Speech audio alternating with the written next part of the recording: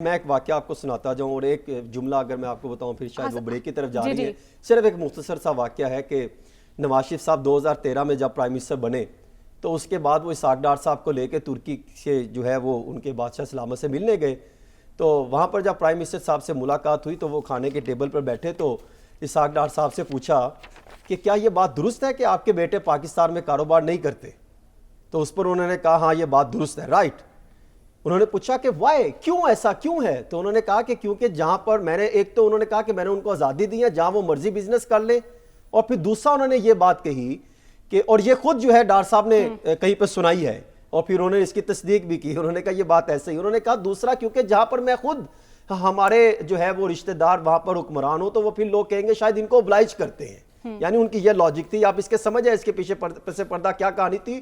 اور دوسرا میں یہ بتانا چاہ رہا ہوں کہ اگر پرائم منسٹر جو کہ سابق پرائم منسٹر نواز شریف صاحب پاکستان آ رہے ہیں، اگر اسحاق ڈار صاحب نے ہی معاشی پلان مرتب کر کے دینا ہے تو برائے مہربانی نواز شریف صاحب اپنی پالیسی پر جو ہے وہ دوبارہ غور کریں اور اپنے معاشی ایکسپرٹس پر دوبارہ غور کریں اور بہترین معاشی ایکسپرٹس کو ان سے جو ہے وہ معاشی پلان مرتب کر کے آئیں، ورنہ یہی ہوگا کہ جو پچھلے 16 مہینوں میں جو پرفارمنس. ٹھیک ہے سر صاحب، آپ بھی کچھ کہنا چاہ رہے تھے.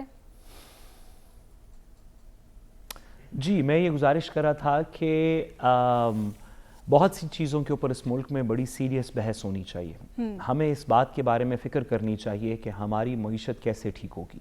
ہمیں اس بات پہ فکر کرنی چاہیے کہ ڈالر ریٹس کہاں گئے اور ہم اس کو کیسے ٹھیک کریں گے، اپنا ٹیکس نٹ کیسے ایکسپینڈ کریں گے، اپنے ایگریکلچر سیکٹر کو اس SIFC کے تھرو کیسے انویگریٹ کریں گے. ان تمام چیزوں پہ پاکستان کے بہترین جو دماغ ہیں ان کی ایک بحث ہونی چاہیے، ایک ڈیبیٹ ہونی چاہیے.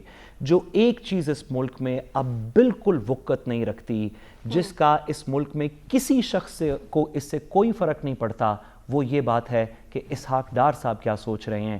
بہتر ہو کہ وہ ہم سب کو تھوڑی سی معافی دیں، ہمارے بارے میں سوچنا بند کریں. ڈیبیٹ کے ساتھ ساتھ اب ہمیں نا عملی اقدامات کی بھی ضرورت ہے. یقیناً عملی اقدامات ہوں گے تو پھر ہی ملک میں کچھ ایسے اقدامات کوئی کرنے والا ہوگا.